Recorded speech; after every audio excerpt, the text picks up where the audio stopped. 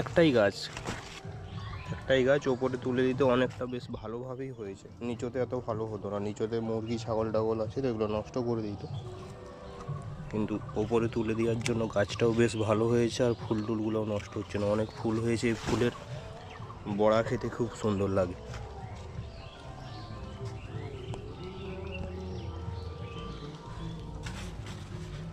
আর বৈতালও ধরেছে দেখুন, এই দেখুন ছোট ছোট বৈতাল ধরেছে। এই বৈতালটা সব থেকে বড় বৈতাল ধরেছে, 5-7 খানি বৈতাল ধরেছে, কিন্তু এই যে বৈতালটা দেখতে পাচ্ছেন এই বৈতালটা সব থেকে বড়। এই হলো সেই জমিন যেটা আপনাদেরকে 3 মাস আগে দেখিয়েছিলাম যে জমিন চষার কাজ চলছে, ধান লাগানো হবে। তো 3 মাস পরে ধান কাটার সময় হয়ে গেছে, প্রায় মাঠে সম্পূর্ণ ধান পেকে গেছে, মানে যত লোকের ধান লাগানো ছিল কম বেশি সকলের ধান পেকে গেছে। আজকে আমার ছুটি রয়েছে তাই জমিনে এসেছি একটু ধানটা কেটে যতটা আগিয়ে রাখতে পারি, একটু আগিয়ে রাখলে লোক কম লাগবে জমিনটাতে ধান কাটার জন্য। আর এই দেখুন আমার সঙ্গে কুকুরটাও চলে এসছে, আমাদের বাড়িতে যে কুকুরটা থাকে। সকালবেলায় বৈতাল ফুল যে তুলেছিলাম, বৈতাল ফুলের বড়া দিয়ে মুড়ি খেয়ে জমিনে চলে এসেছি। তো চলুন ধান কাটা শুরু করা যাক। তুই কি ধান কাটবি? হ্যাঁ ধান কাটবি তুই?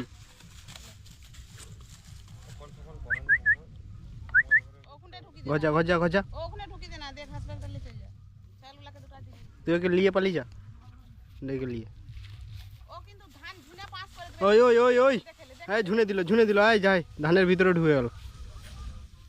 ডাক ডাক ডাক ডাক ডাক হাই হাই হাই, দেখ তার কীর্তি দেখ, ধান গাছের ভিতরে ঢুকে শুয়ে পড়ছে। ডাক ডাক ডাক, ও ধান গাছগুলো ভেঙে দিবে রে। ওই বেরিয়ে বেরিয়ে বেরিয়ে। জমিনের সম্পূর্ণ ধান কেটে বেঁধে খামারে উঠে গেছে। কাল রাত্রে কিছুটা ঝাড়া হয়েছিল আর কিছুটা রয়েছে, এতক্ষণ সকালে ঝাড়া হবে। সকালের এই কুয়াশাটা শুকিয়ে গেলে আবার ঘুরে আমাদের ধান ঝাড়া স্টার্ট হবে।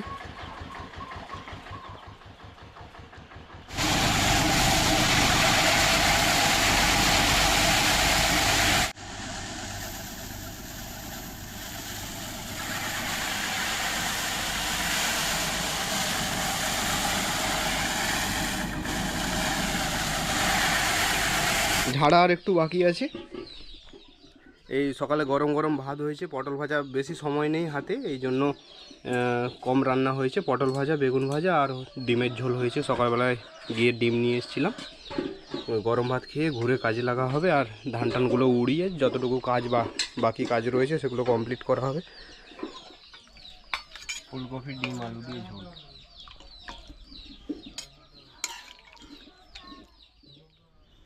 ধান ঝাড়া তো কমপ্লিট হয়ে গেছে, কিছু খড় এখানে নিয়ে এসেছি, নতুন কিছু শুরু করার জন্য প্রস্তুতি শুরু হয়ে গেছে। এই দেখুন এখানে মাটি ফেলানো হয়েছে আর যে যে সরঞ্জামপাতি লাগবে নতুন কাজটা শুরু করার জন্য সেগুলোও চলে এসছে। মানে জমিনের খড় এখানে কিছু আমি আর ভাই মিলে নিয়ে এসে এখানে স্টক করে দিয়েছি, আর খুঁটিও কিছু পুরাতন খুঁটি নিয়ে নিয়েছি। তো সময় একটু বেশি লাগছে কাজটা সামলিয়ে, এগুলো করতে সময় বের করিয়ে একটু একটু একটু একটু করে ধীরে ধীরে করছি। কোনো লোক করিনি, সব নিজে নিজেই করছি যতটুকু সম্ভব। আমি আর ভাই মিলে এগুলো আস্তে আস্তে জোগাড় করছি। আর কয়েকদিনের মধ্যেই, কয়েকদিন বা কয়েক মাস হবে না, কয়েকদিনের মধ্যেই এই নতুন জিনিসটা বা নতুন কাজটা আমি শুরু করব। আর এই যে গাছটা দেখতে পাচ্ছেন এটা হচ্ছে করভাঙার গাছ। করভাঙা দেখাচ্ছি দাঁড়ান আপনাদেরকে, আমরা এটাকে করভাঙাই বলি। এটা ভালো সামনেই হয়ে আছে, এই যে দেখুন কত সামনে হয়ে আছে দেখতে পাচ্ছেন। এগুলোকে আমরা করভাঙা বলি আর খুব খেতে খুব মিষ্টি লাগে। মানে এই যে গাছের যে ফলটা, এই করভাঙাটা অতটা টক নয়, টক মিষ্টি ভাব রয়েছে, কাঁচাই খেতে খুব সুন্দর লাগে, বেশ সুন্দর। আর চাটনি আচার অনেক কিছু করা যায়। আর গাছের টাটকা জিনিস খাওয়ার মজাটাই আলাদা, খুব সুন্দর, দারুণ টেস্ট। আর এই শীতের রোদ্রুতে বসে বসে খেতে খুব সুন্দর লাগে, সাথে যদি একটু নুন লঙ্কা গুঁড়ি থাকতো আরও দারুণ লাগতো। তো আজকের ভিডিওটা এখানে শেষ করা যাক। ধানের কাজ সব কিছু গুছে গেছে, আবার নতুন করে চাষের প্রস্তুতি নেওয়া হচ্ছে।